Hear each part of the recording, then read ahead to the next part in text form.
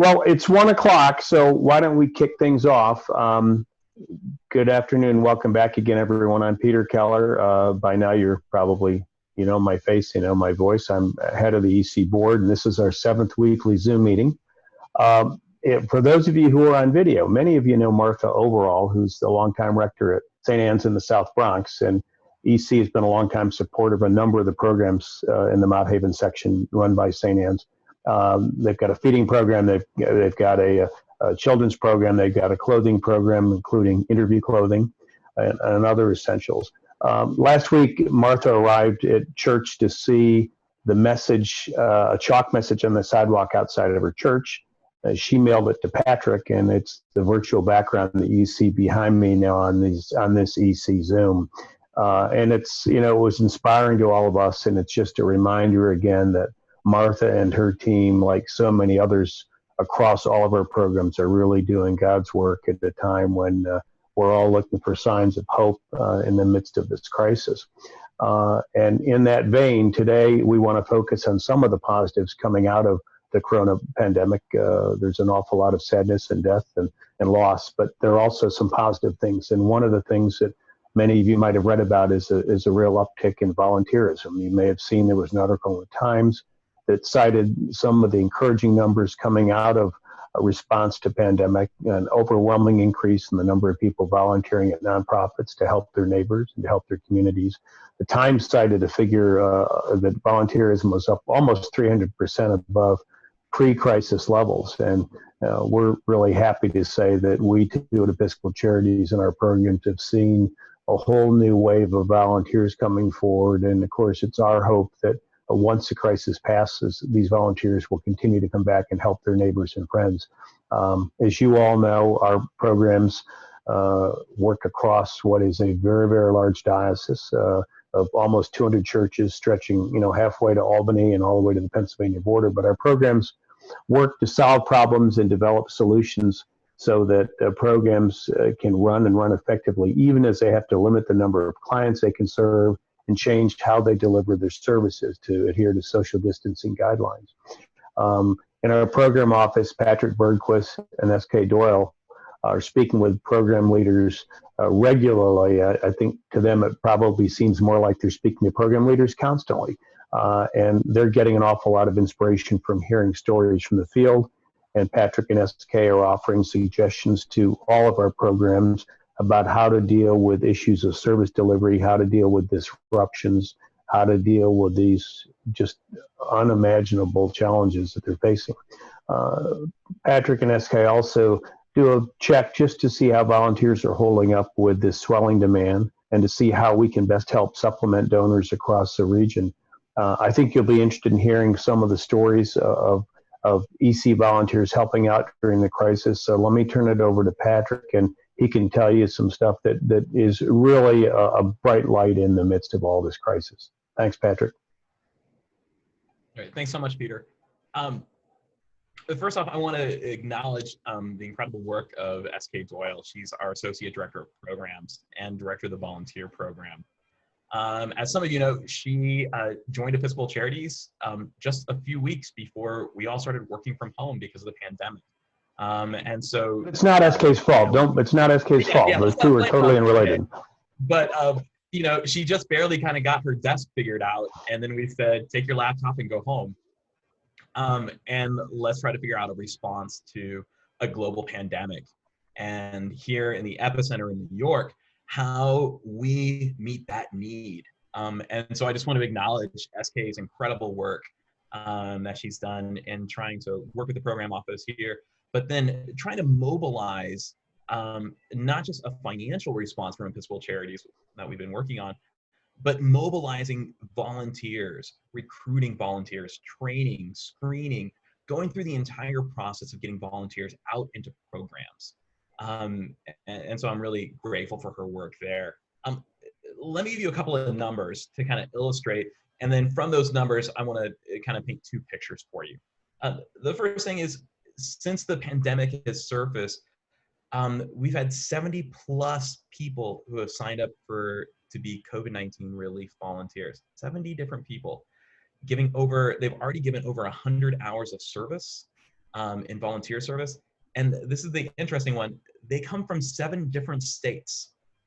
Now, one of the things that the pandemic is opening up for us is different ways of operating, different modes of delivering services to people. And because of these different modes, we're able to expand our reach into other communities that may not be able to volunteer with us any other way. So for instance, many of these volunteers are working with middle school students or high school students in after school programs and tutoring programs. Now, because these programs are happening on a digital platform like Zoom, it means that we can have volunteers from Ohio, maybe a college student or a retired teacher from Ohio can join on Zoom and be in a mentoring, after school mentoring program with a kid. This is a whole new thing that we hadn't been able to do before the pandemic, but because of the creativity of our programs and those kinds of things, what we're able to do is meet those needs that are coming up in new ways and connect people from kind of essentially around the country, anywhere that has a Wi-Fi connection, into the heart and being able to connect with so many of our programs. Um, we're also connecting with parishes. Parishes are reaching out to us saying, we have X number of volunteers that are ready to go out and be a part of the solution, be a part of the healing in our communities. What can we do? And so working with individual parishes and groups of people to get out and engage.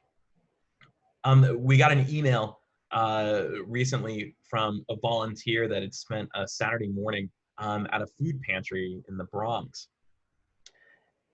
This particular pantry had said, we can't open up with our current volunteers. Our volunteers are older, they are in danger of catching or being infected, those kinds of things. And so they said, we would love to open up, but we don't have the people to open up. Can you help us with that? And so we were able to go out, recruit those volunteers, go through a screening process to make sure, have you taken your temperature? Do you live with those who are essential workers? All of those kinds of things that we would need to do to make sure people are safe. Then SK hosted a Zoom meeting with them to do a training, to hear about the program they're going to be working in, and to kind of understand what does social distancing mean in that context. When you wear gloves, what do you do with those gloves? What you should not do when you have gloves on? Just those very basic things so that when our volunteers go into a program, they're safe and they're keeping those in the community they're going into safe, which is so important to us. So this is the message that SK got back. The person said, last Saturday, I was given the amazing opportunity to work with Episcopal Charities at a particular food pantry. It was heartwarming and fulfilling. It was a heartwarming and fulfilling experience. So many things touched me about this day. To begin, the program office made me feel very comfortable and safe during the pandemic. I was so inspired by the dedication and enthusiasm for this organization. As we worked, bagged food for distribution, and sorted other pantry items, I had the opportunity to meet other volunteers from varied backgrounds, just wanting to help in some way. The fellowship filled my heart, opened my eyes to the needs of others, and shifted my focus. During this time, I believe that we are given the opportunity and the time to be the best people we can be in serving others. So the reason I wanted to bring this highlight to you is when in the midst of this pandemic, we can get very focused inwardly. We can get very scared, and it is scary. It is an anxious time for us.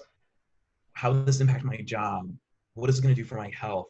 All of the things that are really legitimate concerns. But for some of our volunteers, what they're finding is in a space of anxiety, in a space of helplessness, that when they step out and they go out and they volunteer themselves, when they go out and support someone who may be having a harder time than they're having, the impact it has on them. This person who wrote to us talked about this experience opening her eyes to what they can do in the midst of a context where they don't feel like they can do much of anything. So we are really focused at Episcopal Charities of connecting volunteers into our programs. We're doing everything from recruiting volunteers to help stuff bags for groceries. recruiting volunteers to do tutoring. We're even recruiting volunteers who have legal skills, communication skills. A program said, we're trying to raise money and we don't have a logo. Can you help find someone that can help us build a logo? So we found, here's 2 or 3 resumes.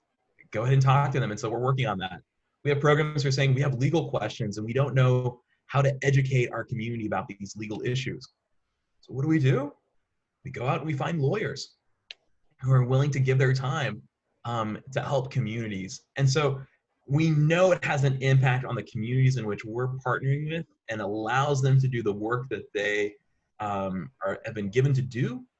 And we know it has a really significant impact on the people who are volunteering and the ways in which they're living and kind of handling this pandemic. So that's, Peter, just kind of give you a sense of what's happening in the volunteers. And I think the impact that volunteers are having is significant. Again, over 100 hours of service have already happened in the last several weeks through our volunteers. Thanks, Patrick, for sharing the update. And I just echo what you said about SK and to you too. Thanks to both of you and to all of the staff. Those of you on the phone can't probably imagine how hard our staff is working, and it's been both amazing and inspiring. And it's just great also to see the ingenuity and the imagination of our program directors and volunteers. Again, there's no playbook for any of this. We've never seen anything like this before, but just to see the way people have dealt with issues that they've never had to deal with before is really inspiring. We've talked about how programs have changed their method of operation to meet social distancing guidelines of people that had never done virtual stuff before, doing virtual after-school programs, virtual youth programs online. So we've seen an awful lot of people become very skilled very quickly in Zoom and Skype. And, it inspires all of us, and we remain committed to support all of our outreach programs. We all know, and I think all of you know, that the work that these programs are doing has never been more important. It's never been more necessary. In addition to supplying volunteers, as Patrick just talked about, we are supplying emergency grants. We have a committee that meets every Friday to look at grant applications, and to date, through last Friday, we provided 16 grants to 15 organizations, totaling almost $127,000. We'll be reviewing some more at the end of this week. I'm really grateful for those who've contributed. We've received a number of additional contributions over the last couple of days. I think we all know, unfortunately, that this virus is going to be with us for many months ahead. We think it's going to be a slow recovery. And our expectation is, particularly in the really hard-hit areas like the southern part of the diocese, and as you go way up north in the rural communities to the north and the west, we're going to see impacts that continue for months and likely into the beginning of next year. So as our programs continue to look to the future, they're calling us and asking Patrick and SK about, what's next? How do we talk about reopening? Is it a phased reopening? We don't know what the timetable is going to be, but we're committed to working with all of our programs to make sure that they are able to meet community needs, but to meet them in a way that's safe for their clients and safe for all of our volunteers. As I mentioned, we continue to get requests for emergency grants. And in the last couple of weeks, we've become aware of several new sources for funding to deal with the challenges. And our team, Elizabeth Starling and others, are aggressively pursuing opportunities for outside funding. That said, we know that traditionally, and there's a group of longtime committed donors who have really been the key to our ability to meet community need. And so while we're working in this emergency, we would love to have you join us either as volunteers or to make additional contributions. I've said this to you before. We've got pretty easy to see tabs on our website, which is www.ec-ny.org. You'll see a COVID-19 menu, and you can see multiple ways to help out there. We thank you for continuing to dial into these calls, and we're happy to answer any questions or listen to any suggestions that you all might have. With that, let me turn it over to SK to field any questions, and I'll remind you again that we'll have another call next week to give you an update. So, SK, let's open it up if we could. Sure. We have a question from Vanessa at St. John's in Harlem, and she's asking if we have any information or insights related to why churches and community-based organizations are not involved in phase 1 of the reopening. Yeah, I mean, so there's a couple of issues. One, the bishop has said that there will be no public worship at Episcopal parishes through Peter. I believe it's July 1. Through July 1, that's correct. At least July 1. He's not committed to opening in July. It could be later. Right. Mm. So when it comes to programs, we have different programs doing different things. Particularly in Harlem, we have some camp programs that are looking at doing a hybrid model of kind of a summer camp experience. So some of it's going to be online, some of it's going to be in groups of 4, 6 kids at a time, instead of having like 40 kids coming together for like a big morning rally and those kinds of things. They're looking at different ways of bringing kids in safely, spreading them out, all the procedures going on. So what we're telling our programs right now is it is really up to them as to if they're going to open up, how they're going to open up, those kind of things. The other thing I'm just seeing here is talking about a community clothing closet. That's going to take some more time to open up just because of all the health concerns around it, about cleaning. All of those things are really, really important. Again, with some of the most marginalized communities that we have, what we don't want to do is bring the virus in there in a more significant way and be agents of that spread. There are a lot of people that can, my family, we have health insurance, we have an income, all of those things that will make it somewhat easier for me to get through if one of my husband or I became sick. So many of our marginalized communities don't have those resources. And so we have to be kind of overly careful and take those extra steps to ensure that we're not being agents of kind of passing those things around. Yeah, and I think that, the bishop is going to err on the side of conservatism. I think all of us are concerned about a second wave of this. And if we open too soon, we could say we're opening too soon for the right reasons and find that we cause a spike. So, I miss the fact that we're not going to have in-person church until July. My daughter was actually scheduled to be confirmed this upcoming Sunday, the 17th. That's obviously not going to happen. But, we certainly would not want to put people in a situation where they come into close contact with people and we find a spike because of something the Episcopal Church or one of our programs did. That's a great question. Thank you. Yeah. Anyone else? Questions, concerns, suggestions?